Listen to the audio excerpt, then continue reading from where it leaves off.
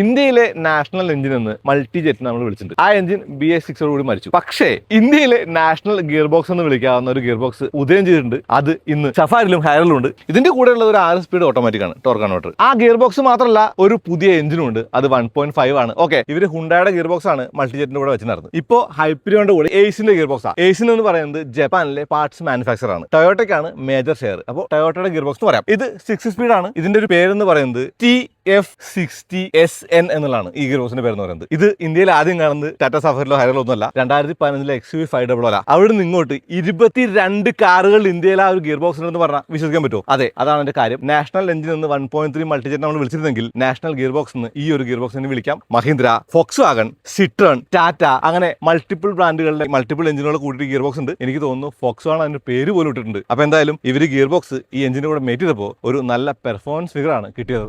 Tata safari 0 to 100